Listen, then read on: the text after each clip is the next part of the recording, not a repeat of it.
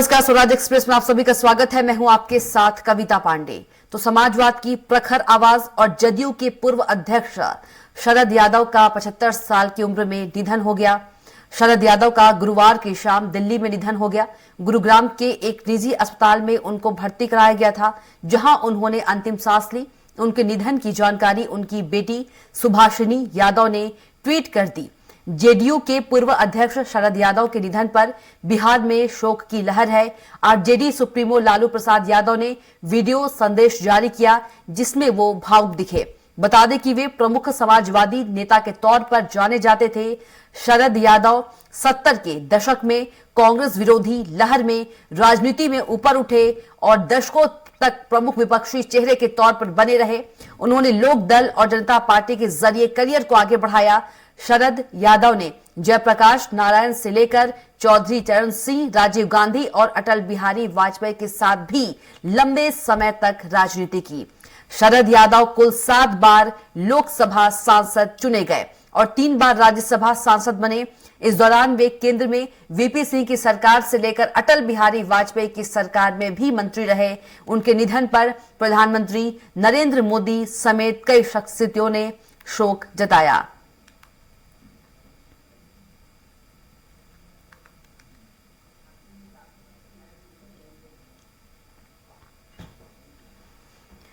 और इसी खबर पर ज्यादा जानकारी के साथ जबलपुर से अरविंद दुबे जुड़ गए हैं। अरविंद, शरद यादव अब नहीं रहे और प्रधानमंत्री से लेकर सीएम भूपेश बघेल, सीएम शिवराज सिंह चौहान ने भी श्रद्धांजलि अर्पित की है और उनकी बेटी सुभाषिनी यादव ने ट्वीट कर जानकारी दी है। कविता, ये भारतीय राजनीति के लिए एक बेहद दुखद खबर है। उसका कारण ये है क्योंकि विचारधाराओं की यदि हम बात करें तो ये शरद यादव उस वक्त राजनीति में आए थे जब कांग्रेस की विचारधारा ही पूरे देश में राज कर रही थी।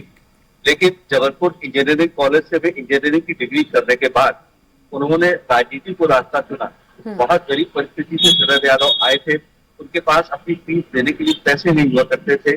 जबलपुर के लोग उनकी मदद करते थे। जबलपुर का मालवीय चौक सार्वजनिक जगह, वो उनके रहने, खाने और सोने का स्थान था। उनके पास कोई और स्थान नहीं था। जब तक इंजीनियरिंग कर रहे थे तब तक तो हॉस्टल उनकी गतिविधियों का केंद्र था।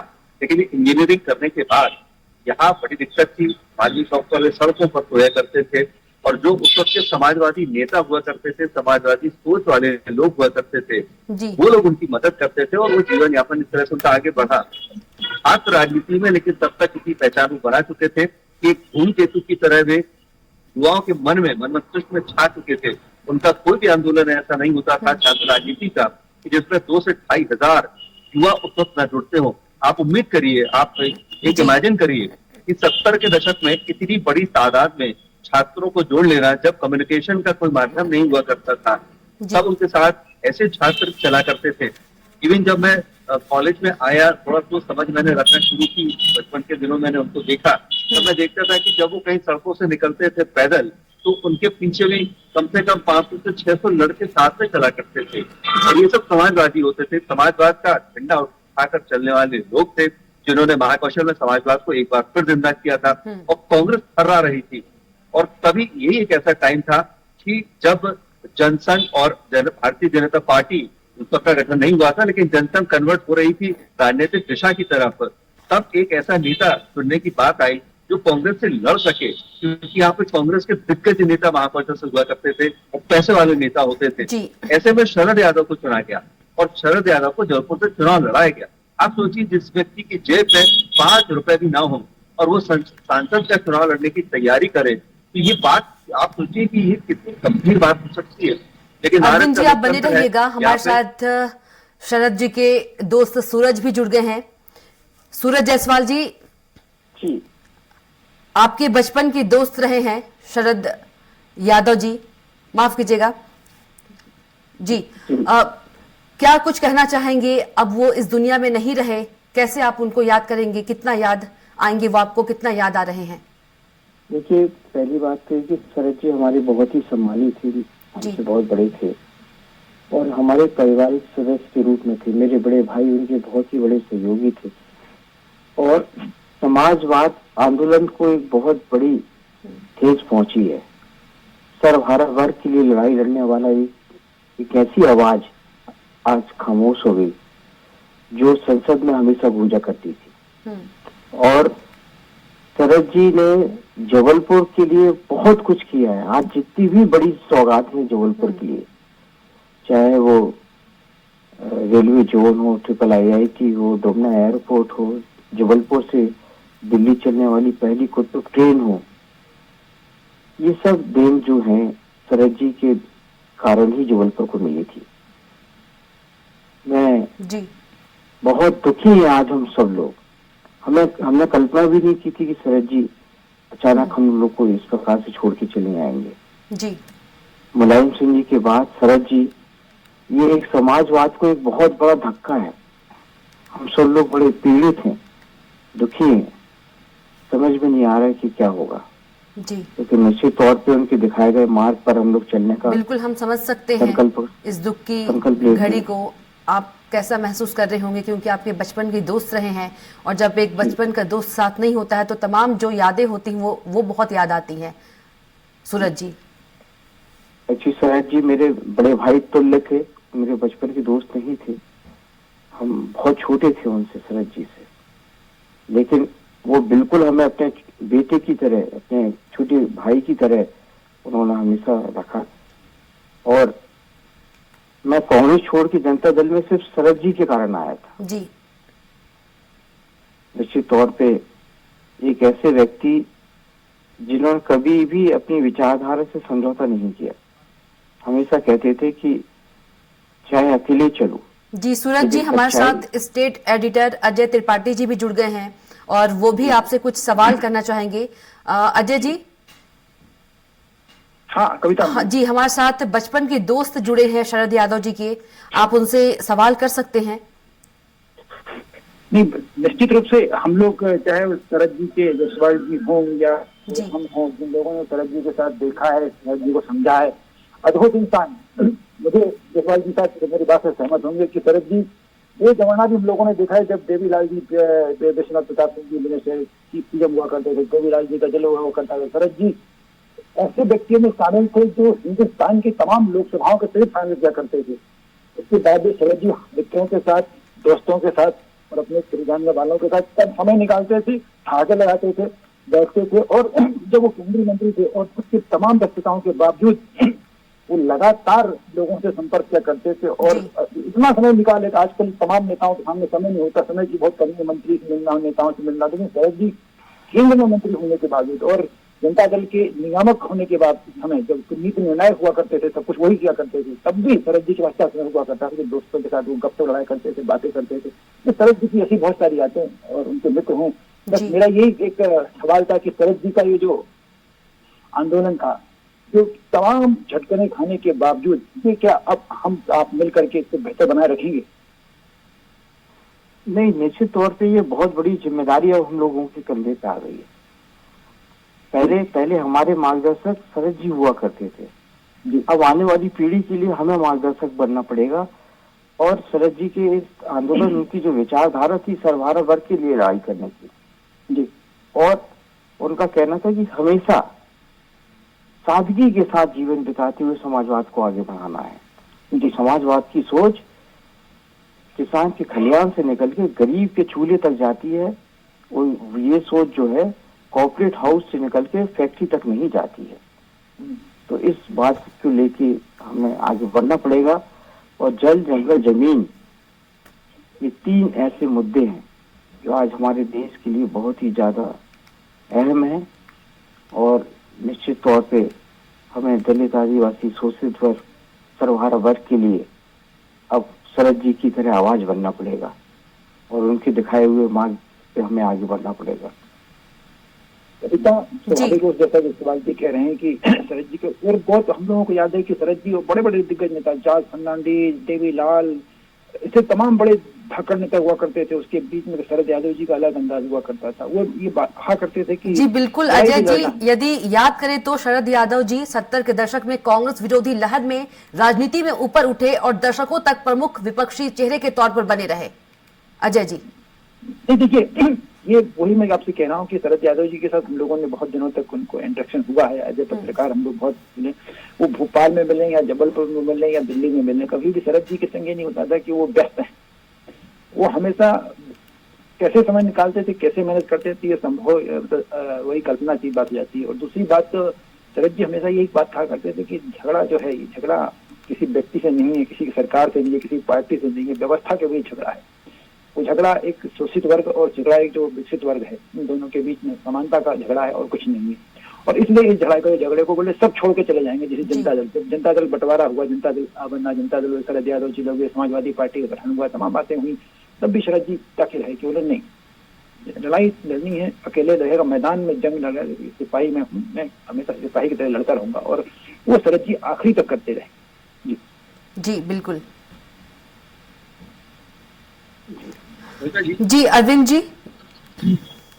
मैं आपको एक बात याद दिलाना चाहूंगा अपने दर्शकों को कि शरद यादव जी की आवाज इतनी जबरदस्त थी और इतनी बुलंद आवाज थी और उनका नेतृत्व क्षमता इतनी जबरदस्त थी कि जबलपुर जैसे छोटे से शहर से उस वक्त वो निकले थे और दिल्ली में अपनी धाक जमाने की कोशिश कर रहे थे कि उसी समय भारतीय राजनीति के बहुत बड़े सूत्रधार स्वर्गीय लालू यादव की नजर उन पर पड़ गई।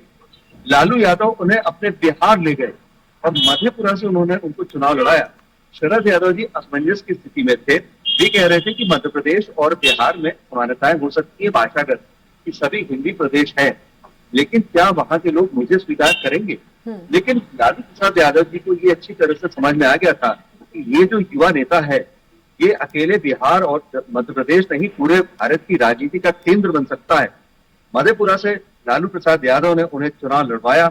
वे भारी मतों से, लाखों की तादाद में वोटों से मधेपुरा से चुनाव जीतकर संसद में पहुंचे। संसद में उनके संसदीय मित्रों ने खड़े होकर उनका स्वागत किया। तो ये इस तरह की जो बातें हैं, ये सब आप याद आ रही हैं, जो लोगों को जानना चाहिए कि लोकतंत्र में कितनी बड़ी ताकत होती है भारत के। और यहाँ पर जो शोषित वर्ग है, दलित वर्ग है, उसकी आवाज उठाने वालों को सभी लोग हाथों हाथ देते हैं। और उसके बाद फिर शरद यादव जी ने कभी पलट कर नहीं देखा।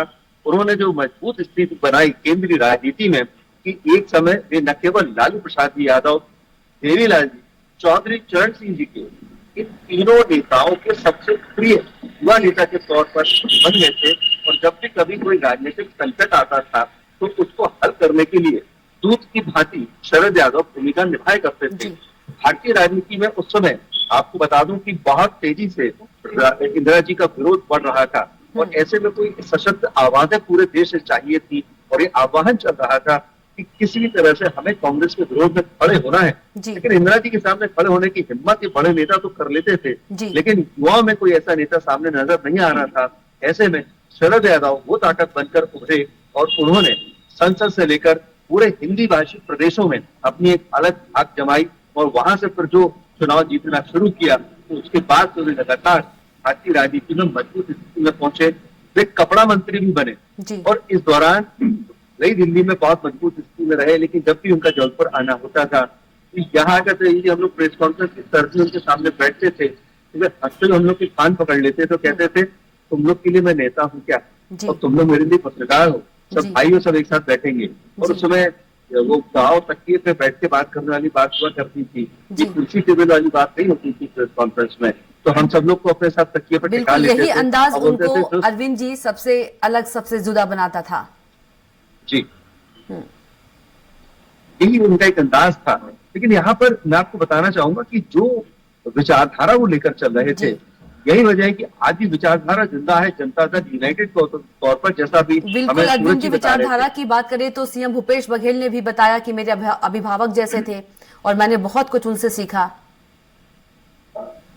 न केवल भूपेश बघेल जी, बल्कि मैं कहूंगा कि उस दौर के जितने भी नेता थे जो कि समाजवाद से जुड़े हुए थे और उस शोषित दलित वर्गों के लिए आवाजें बहुत तेजी से उठा रहे थे, वो सभी लोग शरद जी के साथ जुड़े हुए थे और शरद जी का सबके प्रति स्नेह बना हुआ था। वो बहुत स्नेह से बात करते थे, कभी मैंने उनको नाराजगी के साथ बात करते हुए नहीं देखा। यहाँ तक कि जब गोंडवाना गणतंत्र पार्टी का गठन हो गया अचानक और बीजेपी कांग्रेस के लिए सरदर्द बन गई पार्टी, तो उन्होंने गोंडवाना गठबंधन पार्टी में आकर आदिवासी नेताओं से बात की। ये मीटिंग जबलपुर में हुई थी, तो बहुत अहम थी, क्योंकि भारतीय राजनीति में मध्य प्रदेश में इस तरह से आदिवासियों का एकजुट हो जाना दोनों दलों को कहीं समझ में नहीं आ रहा था, ना कांग्रेस को ना बीजेपी को। लेकिन शरद जी बीच में आए और उन्होंने उन आदिवासी नेताओं को समझाना शुरू किया और गोंडवाना गणतंत्र पार्टी के जो सर्वोच्च नेता थे उनके साथ एक बैठक करके उन्होंने ये बात सहज तौर पर उनके मन में बिठा दी कि विरोध करना है तो सामंतवादी जो ताकतें हैं उनका विरोध करना जरूरी है। और गोंडवाना गणतंत्र पार्टी को उन्होंने एक दिशा दी। एक तरह से कह सकते हैं कि दूसरी पार्टियों को भी एक बहुत अच्छा मार्गदर्शन देते थे कि किस तरह से वे दलितों शोषितों के लिए काम कर सकते हैं। जी बिल्कुल। सूरज जी से भी, सूरज जी कुछ कुछ यादें जो आप साझा करना चाहते हैं शरद जी के साथ की, बचपन की या किसी भी समय की जो आपको बहुत याद आ रही हो, उनकी कमी बहुत महसूस हो रही हो, कुछ यादें? देखिए, जब मैंने एक लंबे समय से कांग्रेस में काम किया था जी, और वो अक्सर मुझसे बोला करते थे कि कांग्रेस में सिवाय शोषण के कुछ नहीं होता। जी, और जब मैंने कांग्रेस छोड़ी और शरद भैया के पास गया, मैंने कहा मैं अब आपके साथ काम करना चाहता हूँ। जी, तो उन्होंने बड़े प्यार से मेरे कंधे में हाथ रखते हुए एक बात कही थी कि बेटा, तू समाजवाद की विचारधारा के साथ जुड़ रहा है, जनता दल यू के साथ जुड़ रहा है। मैं तेरे से वचन लेना चाहता हूँ कि चाहे कैसी भी परिस्थिति हो जाए जी, तू जनता दल को नहीं छोड़ेगा। मैंने उस दिन कसम खाई थी कि मैं हमेशा अब समाजवादी विचारधारा सर्वहारा वर्ग के लिए संघर्ष करूंगा। जी, वह उस दिन है और आज का दिन मैं पूरी तरह उसी के लिए समर्पित हूँ। मैं आपको याद दिलाना चाहता हूँ, जब जबलपुर में शरद जी आते थे जी, तो अपने छात्र जीवन के समय में जो संघर्ष करते थे, अगर छोटे से मंगोड़े की दुकान में भी वो जाके खाते थे तो केंद्रीय मंत्री होने के बाद भी वो कमानिया गेट में जाके उस मंगोड़े की दुकान पे ठेले पे खड़े हो जाते थे जी, और वहां पे वो तमाम प्रकार की जी, औपचारिकताओं को भूलते हुए बिल्कुल समान उसी तरह की जैसे छात्र जीवन में करते थे। वो जी, छोटे से उसमें बैठ जाया करते थे और मंगोड़े खाते थे। एक बार की घटना मुझे अच्छी तरह याद है, हम एक चुनाव प्रचार से लौट रहे थे बहुरीवन से, अचानक आधार साल में उन्होंने अपनी गाड़ियां रुकवा दी और वो उतर के सब्जियों के भाव पूछने लगे वहां पे। सूरज जी हमारे साथ मैं रघु ठाकुर जी जुड़ गए हैं, लोकतांत्रिक समाजवादी पार्टी के। रघु जी, शरद यादव जी अब नहीं रहे, क्या कुछ आप? शरद यादव बहुत बचपन से हम लोग के साथी थे जी, और 1970 के जमाने से हम लोग साथ में रहे। उनको उपचुनाव भी शरद यादव को हम लोगों ने लड़ाया था जी, और एक लंबा संघर्ष का समय हम लोग साथ साथ बीता। जी, वो जब छात्र में विद्यार्थी थे, विद्यार्थियों में थे और छात्र के अध्यक्ष थे, तो उन्होंने काफी संघर्ष किया। हम लोग साथ जेल में रहे, लाठियां खाई जी, और लगातार संघर्ष करते रहे। जी, बाद में फिर सरकारों में भी रहे, कई जगह से चुनाव भी लड़े, जीते और उनमें एक मित्रता का गहरा भाव था। जी, उनकी शादी का जो कार्ड था वो भी हमारी छपाया था, तो मेरे नाम से छपा था। जी, तो मेरे उनके संबंध अलग प्रकार के थे जी, और आज हम सब लोग एक दुख का समय है। जी, हम उनके परिवार के भी संबंध अलग करते हैं।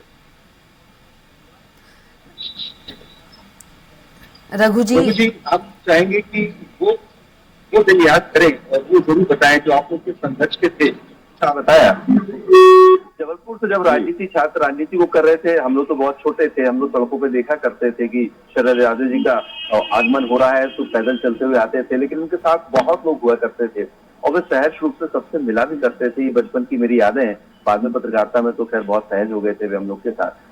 लेकिन रघु जी, मैं वो चाहूंगा कि वो संघर्ष का समय जरूर बताएं अपने हमारे दर्शकों को, जो आप लोग सब लोगों ने किया समाजवाद को जिंदा रखने के लिए।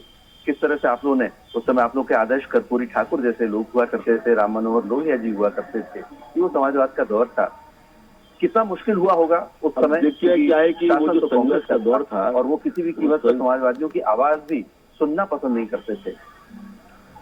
वो संघर्ष का दौर था, उस संघर्ष का जीवन था जी। और उसमें हम लोग ने बहुत बार 7-7 महीनों में हम लोग फरार भी रहे, पुलिस के उसमें भी रहे, जेलों में भी रहे और लगातार समाजवादी आंदोलन कर रहे थे। क्या था कि लोहिया की पार्टी थी, संस्कृति पार्टी, उस पार्टी का मेंबर भी सबसे पहले उनको हमने बनाया था। वो जो उपचुनाव लड़े थे 1973 वाला उपचुनाव, उस चुनाव में वो जनता प्रत्याशी थे, उसमें सभी दलों ने समर्थन किया था और फिर बाद में उनके लिए हम लोगों ने पार्टी मेंबर बनाया था। तो वो सोशलिस्ट पार्टी, संयुक्त सोशलिस्ट पार्टी के साथ में रहे और वहाँ के गरीबों के लिए, वहाँ के आम आदमी के लिए लड़ते रहे। उन्होंने जबलपुर के विकास के लिए भी काफी प्रयास किए। हमको याद है कि जबलपुर से दिल्ली के लिए उस समय कोई रेलगाड़ी नहीं होती थी, तो पहली जो महाकौशल एक्सप्रेस चली थी उस समय मधु दंडवती जी हिंदुस्तान के रेल मंत्री थे, वो प्रयास सर यादव का था।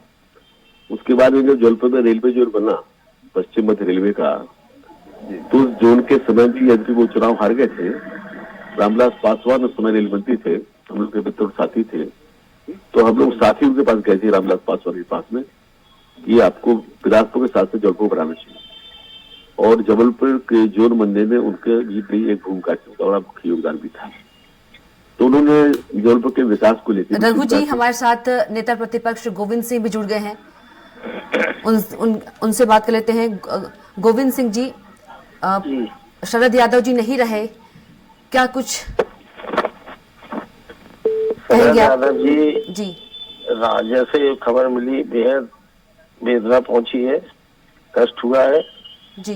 जब हम जबलपुर में आयुर्वेद विश्वविद्यालय में छात्र राजनीति करते थे, शरद जी हमसे 5 साल से अधिक सीनियर थे। उनके सानिध्य में, नेतृत्व में हम छात्र आंदोलन में रहे। जयप्रकाश जी ने जब उनको जनता प्रत्याशी बनाया तो 84 पोलिंग सेवड़ा क्षेत्र की मुझे दी गई थी। मैं छात्र संघ का अध्यक्ष था और मैंने संभाला उनकी कृपा से और उनके आशीर्वाद से। उन्होंने हमें जनता दल से टिकट दिलवाया था और हमेशा हमारे क्षेत्र में हमेशा आते थे। जब भी कोई मुसीबत, संघर्ष का मामला होता, शरद यादव कंधे से कंधा मिलाकर हमारा क्षेत्र में नेतृत्व करती थी। डॉक्टर राममनोहर लोहिया की प्रतिमा जब मैं नगर पालिका अध्यक्ष था, उनके कर कमलों द्वारा उनका अनावरण हुआ था। शरद भाई हमारे नेता थे, नेता के साथ ही साथी और परिवार के सदस्य थे जी। हर दुख में हमारी पति जब 1990 में पहली बार मैं विधायक बना था तो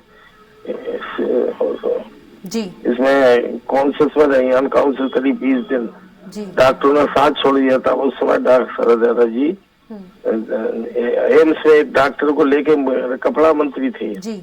और खुद लेके ग्वालियर आए और उन्होंने पूरी डॉक्टर ने और उनकी कृपा से हमारी पत्नी आज जीवित है जी। हमेशा राजनीति में हम विभिन्न दलों में आ गए। हम जब पार्टी का बंटवारा हुआ, कई दल टुकड़े बन गए जी। तो मैं कांग्रेस में ज्वाइन कर लिया। जी। लेकिन हमारे पार्वे कभी हम पिछले 1 महीने पहले शरद जी के घर गए थे। उस समय नहीं लग रहा था, ये लग रहा था कि अब स्वास्थ्य ठीक है। उनकी बेटी बैठी थी, उनकी मिसेज थी, तो भाभी जी थी, उनसे सबसे पार्वर लंबी बात हुई और वहाँ पौन घंटे उनके साथ बैठे। उस समय लग रहा था कि अब शायद ये अब दोबारा चल फिर सकेंगे, हम देश का नेतृत्व करेंगे। शरद जी विभिन्न 3 प्रांतों से कुल मिला के 7 बार सांसद और 3 बार राज्यसभा सांसद रहे जी। इतना लंबा जीवन उन्होंने दूसरे प्रदेशों में जाकर अपनी राजनीति की धाक जमाई जी। और पूरे विपक्ष के वे नेता थे, सर्वहारा भरके थे। गरीबों की सेवा करना, गरीबों के लिए संघर्ष करना, समाजवादी सोच जो देश की प्रगति के लिए इसको चिंतित थे जी। जब वो नरसिंहगढ़ जेल में थे, नरसिंहपुर जेल में जब आपातकाल के दौरान, तो उनके लिखे हुए पत्र समझाए पूरे देश में चिंतित रहते थे आजादी के लिए और नौजवानों के लिए। उनके पत्र अभी भी हमारे उनकी लेखनी के द्वारा लिखे हुए हमारे आपातकाल में लगातार सतत संपर्क होता था, आज भी रखे हैं। वो पढ़कर हमें प्रेरणा मिलती थी, राजनीति में आगे हमें समझ बढ़ाते थे। वो हमारे नेता कम परिवार के बड़े भाई जैसे थे। आज मैं बहुत दुखी हूँ, हमारे साथी सब पुराने हैं। इस जैसा सहज सरल व्यक्तित्व जो लोगों को, अपने साथियों को हमेशा आगे बढ़ने की मदद करता था, कांग्रेस में रहते हुए भी हमारी मदद जी। गोविंद जी, आपका बहुत धन्यवाद हमसे जुड़ने के लिए और तमाम यादें साझा करने के लिए। अरविंद जी, आपका भी बहुत धन्यवाद। सूरज जी और रघु जी, आपका भी बहुत धन्यवाद हमारे साथ जुड़ने के लिए। यादव जी, माननीय मुलायम सिंह यादव जी और नीतीश कुमार जी और बहुत सारे नेता राजनीति किया करते हम लोग आ रहे हैं। महान समाजवादी नेता थे, स्पष्टवादी थे, लाखों लाख अपने मित्रों को छोड़ करके हम लोग को बीच से वो उठ गए। राजद के वरिष्ठ नेता आदरणीय शरद जी आज हमारे बीच में नहीं रहे। इस खबर को सुनकर के हम सब लोग जो है मर्माहत हैं। इस दुख की घड़ी में उनके सभी परिवार और परिजनों के प्रति हमारी संवेदना है। सभी समाजवादी विचारधारा को मानने वाले सभी योद्धा, सभी लोग उनके साथ खड़े हैं इस दुख की घड़ी में। तो जेडीयू के पूर्व अध्यक्ष शरद यादव नहीं रहे, उन्होंने 75 साल में अंतिम सांस ली। तो इतना ही, आप देखते रहिए स्वराज एक्सप्रेस।